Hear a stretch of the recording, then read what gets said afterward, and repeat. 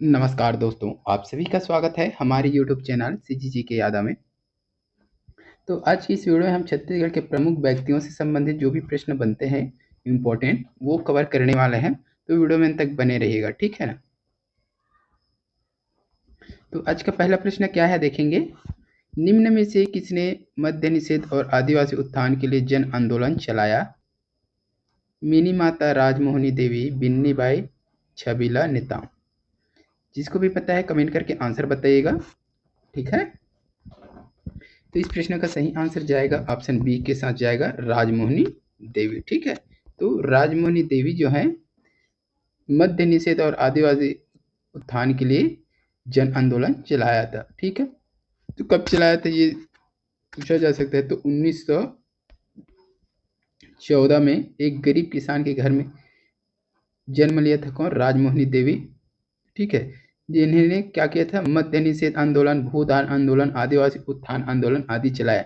इन्हें 1986 में इंदिरा गांधी पुरस्कार व 1989 को पद्मश्री की उपाधि दी गई थी, ठीक है। तो इससे दो चीज मिला गया है। एक तो 1986 याद रखिएगा, 1986 में इंदिरा गांधी पुरस्कार और 1989, ठीक है, 1986 और 1989 में पद्मश्री की उपाधि दी गई थी। किसको? तो राजमोहनी देवी को। इसका जन्म कब हुआ था? 1914, ठीक है, ये भी याद रखिएगा। चलिए अगला प्रश्न देखेंगे। छत्तीसगढ़ में प्रथम महाविद्यालय, छत्तीसगढ़ महाविद्यालय खोलने का श्रेय इन्हें है। तो छत्तीसगढ़ में जो छत्तीसगढ़ का प्रथम महाविद्यालय, छत्तीसगढ़ महाविद्यालय, उसे खोलने का श्रेय किसको है भाई? पंडित रविशंकर शुक्ल, वामा राव लाखे, ठाकुर प्यारे लाल सिंह। डी में दिया है मिनी माता, ठीक है, डी मिनी माता, ठीक है। जिसको पता है कमेंट करके आंसर बता दीजिएगा। इस प्रश्न का सही आंसर अगर बात करें तो ऑप्शन सी हो जाएगा, ठाकुर प्यारेलाल सिंह। छत्तीसगढ़ के प्रथम महाविद्यालय कौन है? एग्जाम में पूछा जा सकता है। तो छत्तीसगढ़ महाविद्यालय, इसके खोलने का श्रेय किसको जाता है? तो ठाकुर प्यारेलाल सिंह को, ठीक है।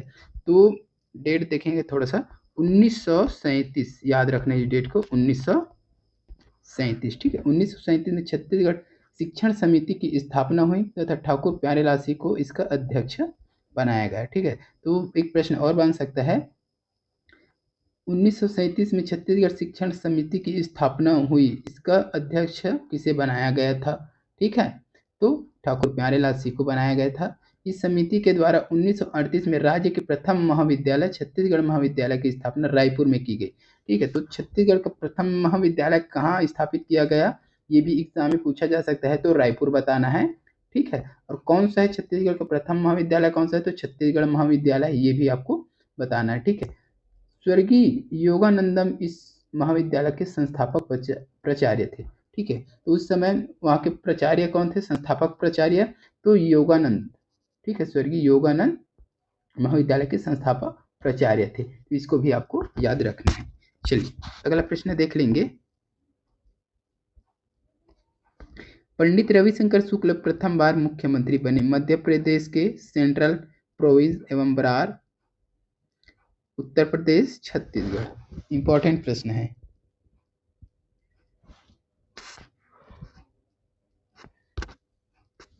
तो पंडित रविशंकर शुक्ल जो है सेंट्रल प्रोविंस एवं बरार के प्रथम बार मुख्यमंत्री बने थे। कहाँ के? सेंट्रल प्रोविंस एवं बरार के। कब बने थे? तो 1938 में मध्य प्रांत के मुख्यमंत्री नारायण भास्कर खरे जो था, ठीक है, 1938 में मध्य प्रांत के मुख्यमंत्री कौन था? तो नारायण भास्कर खरे, ठीक है, इन्होंने इस्तीफा दे दिया। इसके पश्चात पंडित रविशंकर शुक्ल पहली बार मध्य प्रांत के मुख्यमंत्री बने। बाद में मध्य प्रदेश के गठन होने पर 1956 में भी पंडित शुक्ला जी मध्य प्रदेश के प्रथम मुख्यमंत्री बने, ठीक है। तो मध्य प्रदेश के प्रथम मुख्यमंत्री पूछ सकता है, ठीक है, तो कौन हो जाएगा? पंडित शुक्ला हो जाएगा, रविशंकर शुक्ला, ठीक है। और बरार का जो था, है ना, तो शुक्ला जी किसके इस्तीफा देने के बाद मुख्यमंत्री बने थे, ये भी पूछा जा सकता है। तो नारायण भास्कर खरे याद रखना है। 1938 में नारायण भास्कर खरे था तत्कालिक मुख्यमंत्री। उसके इस्तीफा देने के बाद पंडित रविशंकर शुक्ल पहली बार मध्य प्रांत के मुख्यमंत्री बने थे। उसके बाद जब छत्तीसगढ़ मध्य प्रदेश के गठन हुआ तो 1956 में पंडित शुक्लम मध्य प्रदेश के प्रथम मुख्यमंत्री बने। ठीक है, तो इसको भी याद रखिएगा, हर एक पॉइंट इंपॉर्टेंट है। मध्य प्रदेश का कब बना है? 1956 में। ठीक है, प्रथम बने। इसमें कब बना था? तो 1938। ठीक है, याद रखिएगा, ये इसका हो जाएगा और ये इसका। ठीक है, चलिए अगला प्रश्न क्या है देख लेंगे। छत्तीसगढ़ में सरस्वती पुस्तकालय की स्थापना किसने की थी? इंपॉर्टेंट प्रश्न है, एग्जाम में बहुत बार पूछा जाता है इसको। सुंदरलाल शर्मा, ठाकुर प्यारेलाल, बैरिस्टर छेदीलाल, माधवराव सप्रे। इस प्रश्न का सही आंसर क्या हो जाएगा दोस्तों? तो ऑप्शन बी हो जाएगा। लगभग ये सभी को पता होगा क्योंकि ये एग्जाम में बार बार पूछा जा रहा है और रिपीट भी होता है ना, ये प्रश्न बहुत बार रिपीट हुआ है, बार बार आ रहा है मतलब रिपीट हो रहा है, किसी न किसी एग्जाम में पूछा जाता है इसको। तो बी हो जाएगा ठाकुर प्यारेलाल सी। ठीक है, तो ठाकुर प्यारेलाल सी के द्वारा लोगों में राष्ट्रीय चेतना जागृत करने के उद्देश्य से कब खोला गया था? तो 1909 में सरस्वती पुस्तकालय की स्थापना की थी। कहाँ? राजनांदगांव में। ठीक है, याद रखिएगा, राजनांदगांव हो जाएगा ना।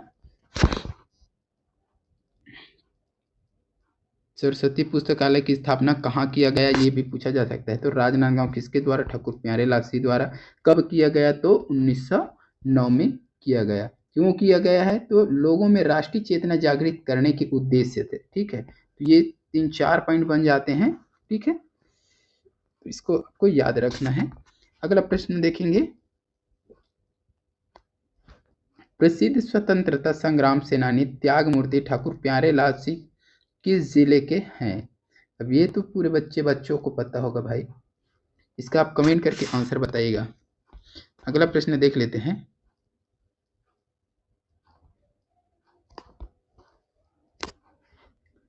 वर्ष 1941 में वायसराय की कार्यकारिणी परिषद में शामिल होने वाले एकमात्र छत्तीसगढ़ के सदस्य कौन थे? वायसराय की कार्यकारिणी परिषद में शामिल होने वाले छत्तीसगढ़ से एकमात्र सदस्य कौन थे? वामन राव लाके दिया है, ई राघवेंद्र राव, बैरिस्टर छेदीलाल, खूबचंद बघेल। तो इसका सही आंसर क्या हो जाएगा भाई? ऑप्शन बी हो जाएगा, ई राघवेंद्र राव। ठीक है, तो ई राघवेंद्र राव 1941 में वायसराय की कार्यकारिणी परिषद में शामिल होने वाले छत्तीसगढ़ से एकमात्र सदस्य थे।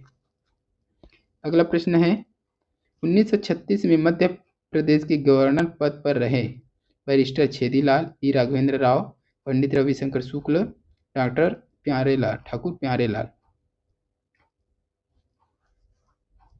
इसका सही आंसर क्या हो जाएगा? ऑप्शन बी हो जाएगा, ई राघवेंद्र राव गवर्नर पद पर रहे हैं ना 1936 में। मध्य प्रदेश के गवर्नर पद पर कौन रहे? तो ई राघवेंद्र राव। तो ई राघवेंद्र राव को 1936 में मध्य प्रांत के अस्थायी गवर्नर के रूप में नियुक्त किया गया। इन्हें वायसराय की कार्यकारी समिति का सदस्य भी बनाया गया। इसके प्रयास से ही नागपुर में हाई कोर्ट की स्थापना हुई है। तो किसके प्रयास से नागपुर में हाई कोर्ट की स्थापना हुई है, ये एग्जाम में पूछा जा सकता है। तो याद रखना है, ई राघवेंद्र राव की प्रयास से। ठीक है, अगला प्रश्न क्या है देख लेंगे। वर्तमान में कबीर पंथ के 15वें आचार्य कौन है? चूड़ामणि साहब, प्रकाश मुनि साहब, धर्मदास, और डी लिख लेना गुरु रामदास। डी कर लेना गुरु रामदास, गुरु रामदास। ठीक है, क्या होगा सही आंसर बताना है आपको।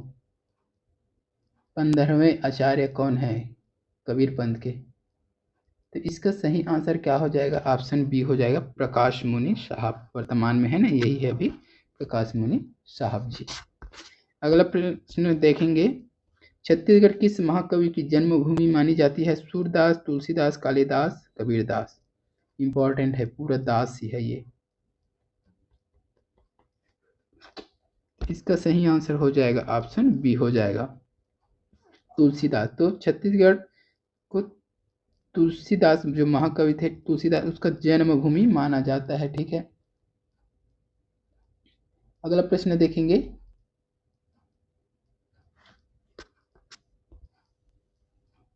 डॉक्टर ई राघवेंद्र राव किस जिले के हैं? रायपुर, बिलासपुर, जसपुर, महासमुंद। ये भी इम्पोर्टेंट है। कहाँ के हैं ई राघवेंद्र राव भाई?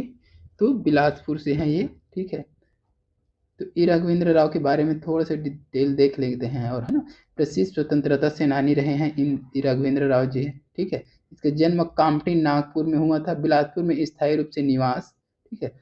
ICS की परीक्षा उत्तीर्ण की, मध्य प्रांत के गवर्नर बने तथा वायसराय की कार्यकारिणी के सदस्य भी नियुक्त हुए। ICS, ठीक है, तो ICS की परीक्षा इन्होंने पास किया है भाई, ठीक है। अगला प्रश्न देखेंगे, आंग्ल शासन द्वारा लंदन में आयोजित गोलमेज सम्मेलन में किसने भाग लिया था?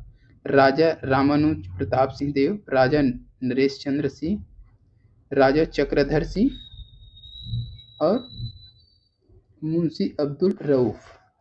नोट कर लेना, डी मुंशी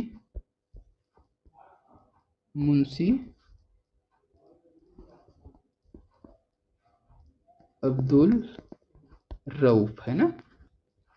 इसका सही आंसर क्या हो जाएगा? तो ऑप्शन ए हो जाएगा, राजा रामानुज प्रताप सिंह देव। तो आंग्ल शासन द्वारा लंदन में आयोजित गोलमेज सम्मेलन में राजा रामानुज प्रताप सिंह देव ने भाग लिया था, ठीक है।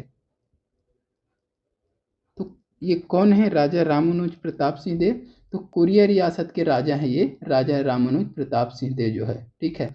ICS परीक्षा उत्तीर्ण करने वाले प्रथम व्यक्ति थे। तो ICS परीक्षा उत्तीर्ण करने वाले प्रथम व्यक्ति पूछा जाए छत्तीसगढ़ से तो कौन हो जाएगा भाई? तो रामानुज प्रताप सिंह देव, ठीक है। इन्होंने लंदन में आयोजित गोलमेज सम्मेलन में भाग लिया था। चलिए अगला प्रश्न क्या है देख लेंगे। छत्तीसगढ़ के प्रथम ICS उत्तीर्ण करने वाले हैं, अब देखे हैं, जस्ट अभी देखे हैं ना, छत्तीसगढ़ के प्रथम ICS उत्तीर्ण करने वाले कौन है? तो क्या हो जाएगा? रामानुज सिंह देव, अभी जस्ट बताया हूँ, तो रामानुज देव हो जाएगा, ठीक है। अगला प्रश्न क्या है, भिलाई इस्पात संयंत्र की स्थापना किनके अथक प्रयत्नों से हुई थी? पंडित वामन राव लाखे, BN खरे, चंदूलाल चंद्राकर, पंडित रविशंकर शुक्ल। भिलाई इस्पात संयंत्र की स्थापना किनके अथक प्रयत्नों से हुआ है? तो ऑप्शन जाएगा डी के साथ, पंडित रविशंकर शुक्ल के अथक प्रयास से भिलाई इस्पात संयंत्र का स्थापना हुआ है, ठीक है। तो मध्य प्रदेश के प्रथम मुख्यमंत्री कौन है भाई? पंडित रविशंकर शुक्ल हैं, ठीक है। इन्हीं के अथक प्रयासों से भिलाई में कब? 1957 में, ठीक है, 1957 में इस्पात संयंत्र की नींव रखी गई। इन्हें आधुनिक मध्य प्रदेश का निर्माता भी कहा जाता है। तो एग्जाम में सीधा सीधा प्रश्न बन सकता है, आधुनिक मध्य प्रदेश का निर्माता किसे कहा जाता है? तो याद रखिएगा, पंडित रविशंकर शुक्ल जी को कहा जाता है। चलिए अगला प्रश्न देख लेंगे, महर्षि महेश योगी का जन्म स्थली है भोरमदेव, कुंवरधा, बैकुंठपुर, कोरिया, महासमुंद और पंडुका रायपुर। ठीक कर लेना, पंडुका रायपुर, पंडुका रायपुर, ठीक है। क्या होगा सही आंसर बताइएगा? इस प्रश्न का सही आंसर हो जाएगा ऑप्शन डी हो जाएगा, पंडुका रायपुर। महर्षि महेश योगी का जन्म स्थल कहाँ है? तो पंडुका रायपुर है, ठीक है। चलिए अगला प्रश्न देखेंगे, और इस वीडियो का लास्ट प्रश्न है दोस्तों, मिनी माता ने किस लोकसभा सीट का प्रतिनिधित्व किया? सारंगढ़, जांजगीर, महासमुंद, उपरोक्त सभी का। ये इंपॉर्टेंट है, तो इस प्रश्न का सही आंसर जाएगा ऑप्शन डी के साथ जाएगा, उपरोक्त सभी का, ठीक है। मिनी माता 1952 से 1972, ठीक है। तो कोई सारंगढ़, जांजगीर व महासमुंद क्षेत्र में लोकसभा के लिए चुनी गई थी, ठीक है। और छत्तीसगढ़ का प्रथम महिला सांसद के नाम पर आता है मिनी माता जी का नाम, ठीक है। और क्या है, एक समाज सेविका भी थी ये, है ना। चलिए तो आज की इस वीडियो में बस इतना ही। वीडियो अच्छी लगी है तो वीडियो को लाइक कर दीजिएगा, शेयर कर दीजिएगा। इसी प्रकार के वीडियो के लिए इस चैनल पे बने रहिएगा। जल्द मिलते हैं अगले वीडियो के साथ, तब तक के लिए वंदे मातरम, जय हिंद।